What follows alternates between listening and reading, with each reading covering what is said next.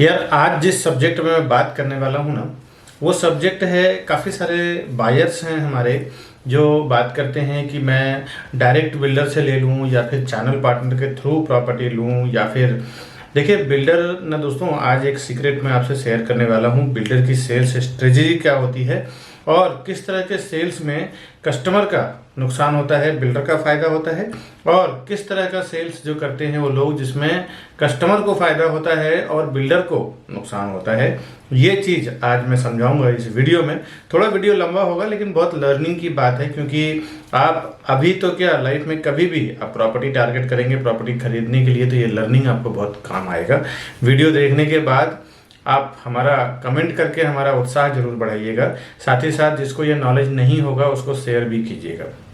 तो आज बात करूंगा कि प्रोजेक्ट यानी बिल्डर जो होते हैं, डेवलपर जो होते हैं, वो अपना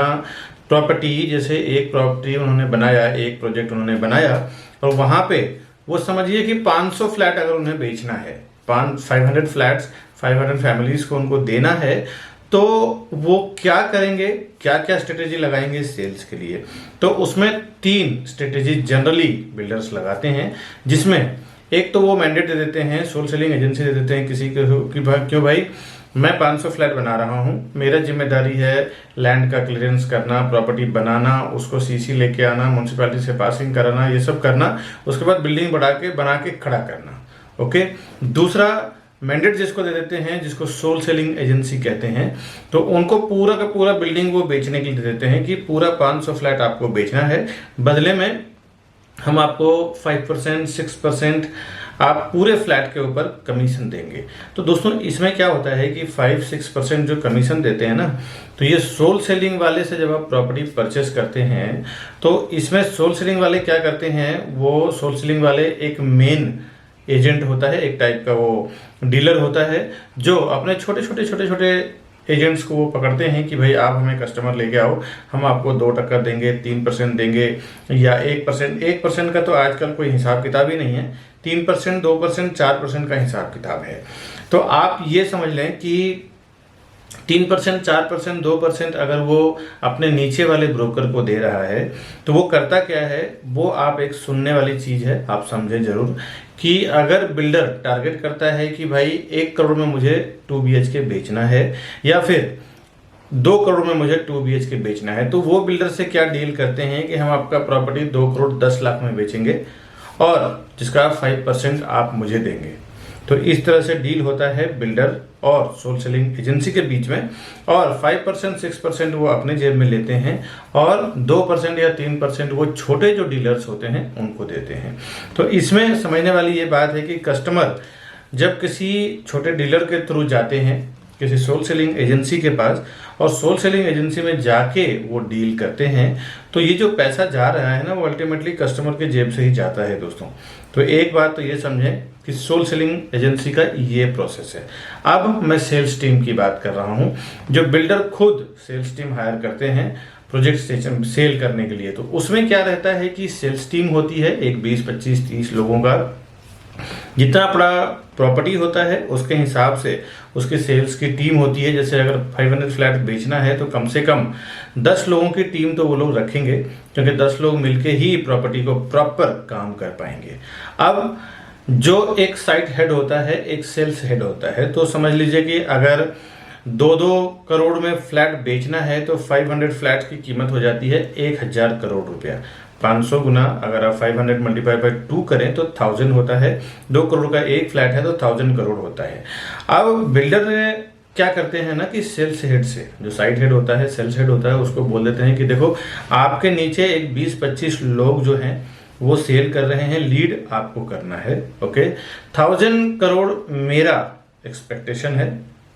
जिसमें मैं आपको सैलरी दे रहा हूं और एक टाइम टारगेट भी देते हैं कि आपको ये 2 साल के अंदर ये प्रोजेक्ट आपको खत्म करना है और बेचना है। अब अगर आप 1000 करोड़ के ऊपर कलेक्शन उठाते हैं,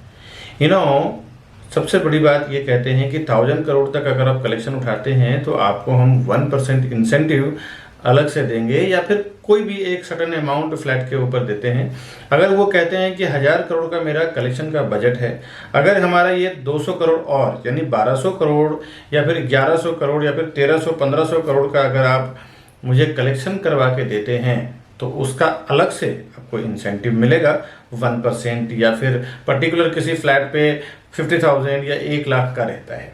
तो इस चक्कर में कस्टमर की मिसअंडरस्टैंडिंग क्या होती है ना कि कस्टमर समझते हैं कि मैं अगर बिल्डर के पास डायरेक्टली चले जाऊंगा तो मुझे कुछ सेफ हो जाएगा, मुझे पैसा मेरा बच जाएगा। अगर मैं किसी डीलर के साथ जाता हूं तो मेरा उसका ब्रोकरेज मेरे पैसे में से निकलेगा। दोस्तों ये एक बहुत बड़ा गलतफहमी है। आगे मैं आऊँगा कि इस पर क्या करना है, सॉल्यूशन क्या है। तो यहाँ पे अगर आप किसी डीलर के थ्रू भी जाते हैं ना तो सेल्स टीम जो होती है, अगर आप सेल्स टीम के पास जाते हैं तो सेल्स टीम को टारगेट किया जाता है कि इतना करना है। अब बिल्डर उनसे 2 बातें कहते हैं कि अगर आपको 1200 करोड़ का आपने बजट बनाया है, 1200 करोड़ अगर आप कलेक्शन उठाते हैं तो आपको इतना मिलेगा, प्लस ब्रोकर जो होते हैं, चैनल पार्टनर जो होते हैं, प्रॉपर्टी डीलर जो होते हैं, उनका जो भी ब्रोकरेज का बिल होगा वो हम अलग से एक्सपेंड करेंगे, अलग से उनको देंगे। लेकिन आप जो टारगेट करेंगे, आप जो 1200 करोड़ का जो कलेक्शन उठाएंगे, 1000 करोड़ के ऊपर जो कलेक्शन उठाएंगे, उसके ऊपर आपको एक सर्टेन इंसेंटिव मिलेगा। तो अब साइड हेड क्या करते हैं, सेल्स हेड क्या करते हैं, वो जो 1000 करोड़ की प्रॉपर्टी है ना, वो 1000 करोड़ के वो 1200 या 1300 करोड़ में बेचने की कोशिश करते हैं। अब जब वो 1200 और 1300 करोड़ की बजट बनाएंगे और कोशिश करेंगे बेचने का, तो अल्टीमेटली ये पैसा कस्टमर के जेब से जाने वाला है। अब कस्टमर के जेब से जब ये पैसा जाएगा तो आप एक अंदाजा लगा सकते हैं कि वो पैसा एक फ्लैट के ऊपर 10-10, 20-20 लाख रुपया चला जाता है। कस्टमर को कुछ पता नहीं चलता है। ऐसा मैं खाली ये छोटे मोटे ब्रांड की बात नहीं कर रहा हूँ, ऐसा मैं बड़े बड़े ब्रांड की बात कर रहा हूँ जो कई कंट्री में, कई स्टेट में, पूरे इंडिया लेवल पे डेवलप कर रहे हैं। मैं अभी किसी का नाम नहीं लूँगा वीडियो में, नहीं तो वैसे भी काफ़ी सारे बिल्डर से मैंने जो सच्चाई बातें करता हूँ इसमें काफ़ी सारे बातें हो जाती है। लेकिन हमारे जो प्रॉपर्टी बायर्स हैं वो मैं अपने चैनल के थ्रू जितना मेरा नॉलेज है, जितना मेरा एक्सपीरियंस है, ये मैं ज़रूर शेयर करना चाहता हूँ ताकि उनको उनका 10-20 लाख रुपया बचेगा और बाद में 10-20-30 लाख रुपया अगर बचता है तो वो हमारे लिए बहुत खुशी की बात है। तो आप ये समझें कि मैं किसी बिल्डर का नाम नहीं लूँगा, लेकिन ये जरूर आप समझ लें कि 1000 करोड़ के जगह पे अगर वो 1200-1300 करोड़ का अगर कलेक्शन वो उठाते हैं तो एक बहुत बढ़िया अमाउंट उनको मिलता है। जो लोग सेल्स हेड है वहाँ पे, साइट हेड है वहाँ पे, बहुत बढ़िया अमाउंट मिलता है। और वही अमाउंट फिर वो नीचे 20-25 लोगों में भी ठीक ठाक बढ़ता है जो लोग परफॉर्म करते हैं।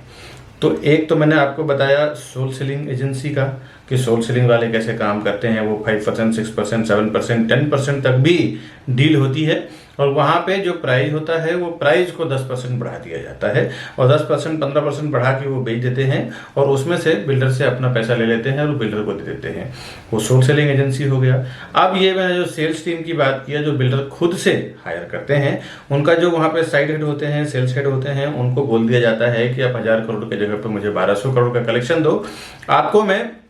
200 करोड़ 300 करोड़ जो एक्स्ट्रा होगा ना उसका इंसेंटिव मैं आपको 5 करोड़ 10 करोड़ रुपए आपको मैं अलग से दूंगा। आप देखेंगे दोस्तों कि कई जो साइड हेड होते हैं, सेल्स हेड होते हैं, उनकी 50-50 करोड़ की प्रॉपर्टी होती है, 20-20 करोड़ की प्रॉपर्टी होती है, जो बिल्डर से काफ़ी दिन से अटैच्ड हैं और अच्छे से काम कर रहे हैं, परफॉर्म कर रहे हैं वो लोगों की। तो एक तो ये साइड हेड और सेल्स हेड की बात हो गई जो किस तरह से कमाते हैं, उनके कलेक्शन के ऊपर जो इंसेंटिव्स होता है वो। थर्ड होता है कि आप बिल्डर के पास भले सेल्स टीम तो होती ही है, लेकिन आप किसी चैनल पार्टनर के साथ जाते हैं, किसी प्रॉपर्टी डीलर के साथ जाते हैं, तो उसमें एक बहुत अच्छी बात क्या होती है वो आप ध्यान से सुन लें कि चैनल पार्टनर या प्रॉपर्टी डीलर के साथ जब आप जाते हैं तो सेल्स टीम को एक मन में ना भय रहता है, एक मन में एक डर रहता है, फियर रहता है कि ये चैनल पार्टनर के साथ में आया है। और जो चैनल पार्टनर होता है या प्रॉपर्टी डीलर होते हैं उन्हें पता होता है कि यहाँ का रियल प्राइस क्या है, यहाँ का बॉटम प्राइस क्या है। अगर वो थोड़ा सा भी उस प्रोजेक्ट से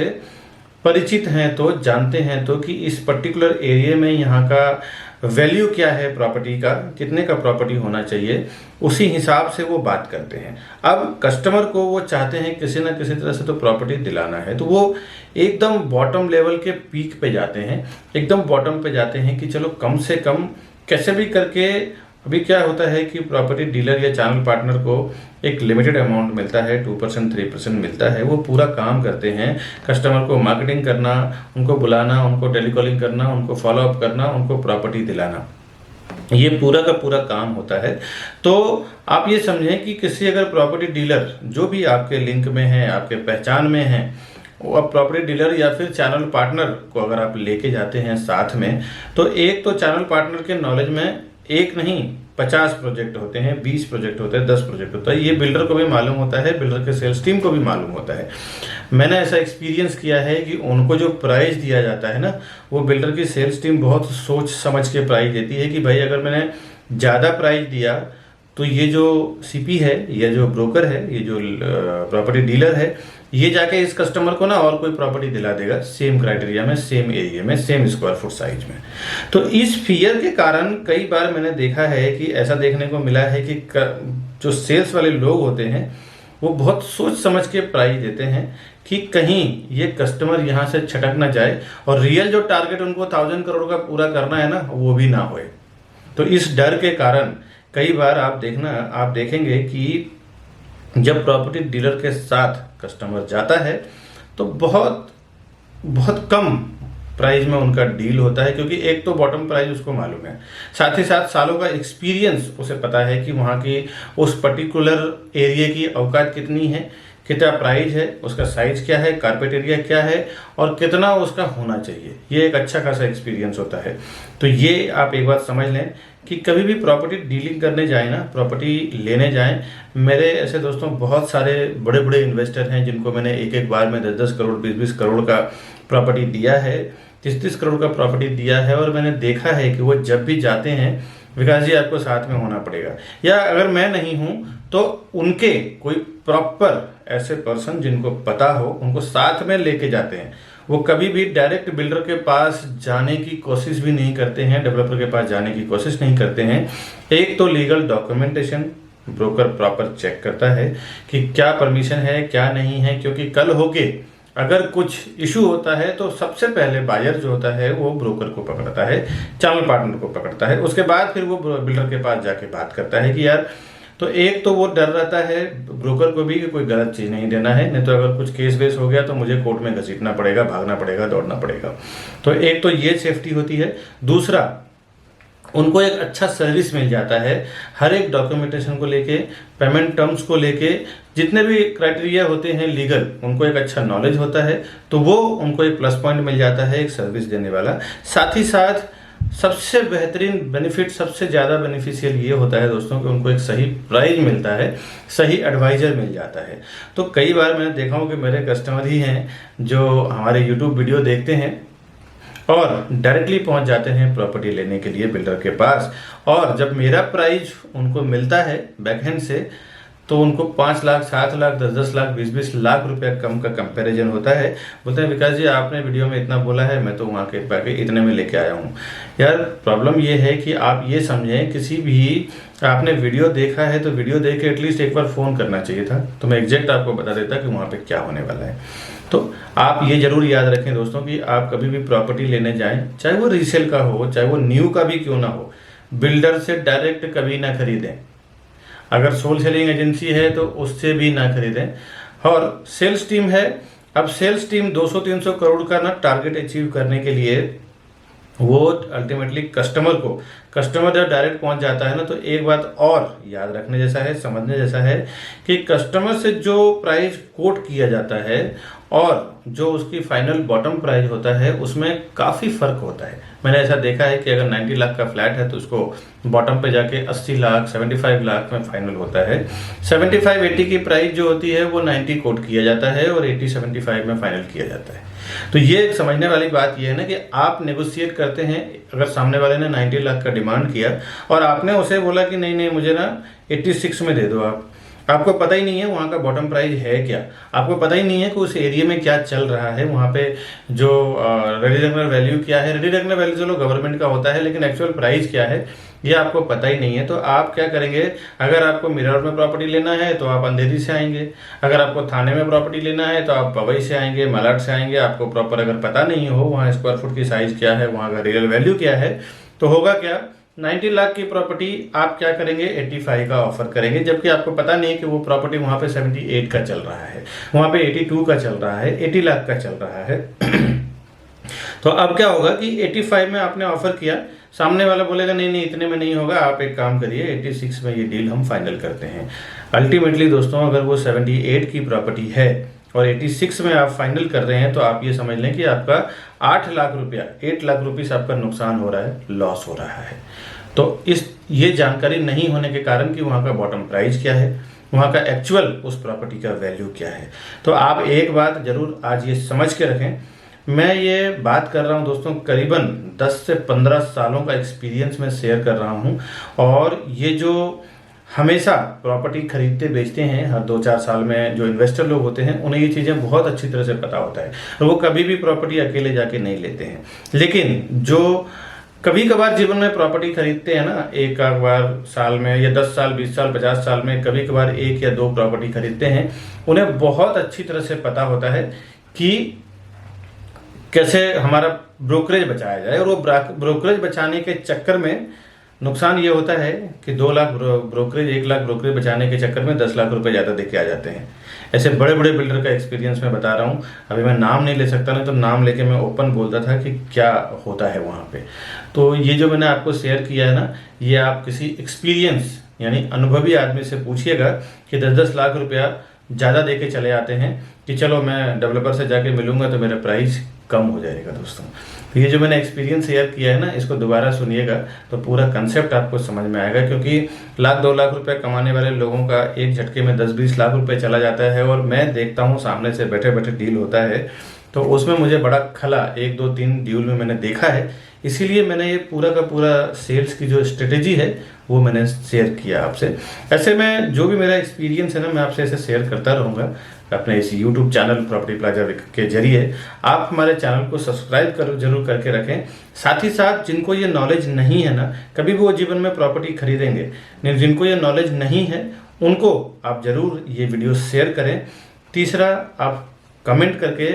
हमारा उत्साह जरूर बढ़ाएं, ताकि हम नए नए ट्रिक्स के ऊपर आपके लिए हर दिन, हर महीने, हर हफ्ते कुछ ना कुछ लेके आए। दोस्तों मिलूंगा नेक्स्ट वीडियो में, तब तक के लिए नमस्कार।